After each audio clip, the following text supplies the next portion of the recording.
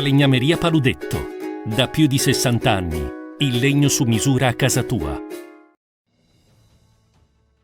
TG Plus News edizione di Venezia, buonasera. Apriamo il nostro notiziario con la politica.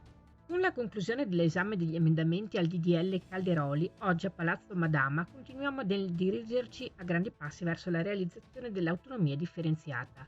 Dopo anni di attesa in cui sembrava non dovesse esserci nulla di fatto, l'impegno dimostrato da tutti i senatori nella discussione ci ha confermato di essere sulla strada giusta verso la riforma tanto attesa e che, non mi stancherò mai di ripeterlo, non penalizzerà nessuno.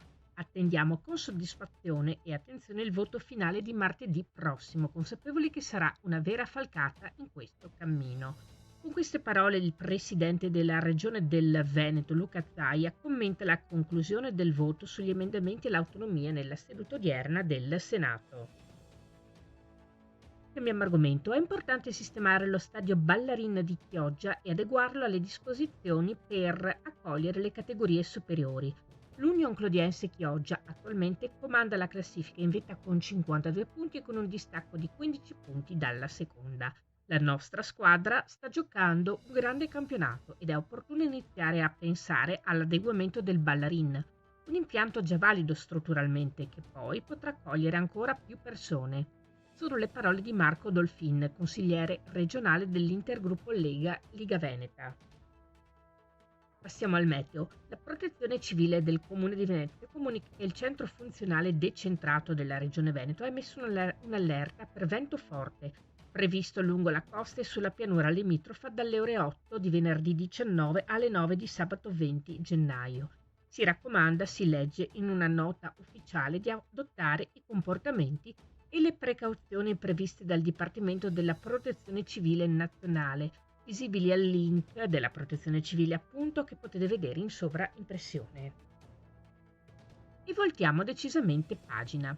Alla sesta edizione del Campionato del Mondo del Musetto si erano iscritti 48 norcini provenienti da 5 province venete, 30 da Treviso, 6 da Padova, altrettanti da Venezia, 3 da Vicenza, 1 da Verona. In gara anche 2 aziende da Pordenone. E Davide Mion della storica locanda alla Speranza di Castelfranco Veneto, il campione del mondo del Musetto edizione 2024. Al secondo posto si è classificato Alessio Marangon di Cavallino Treporti in provincia di Venezia e al terzo Manuel Veronesi di Eraclea che a 15 anni è anche il norcino più giovane che abbia mai partecipato alla competizione. Si conclude qui il nostro notiziario. Grazie per essere stati con noi. Arrivederci.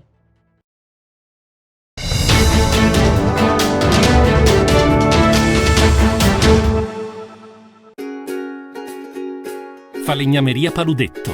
Da più di 60 anni. Il legno su misura a casa tua.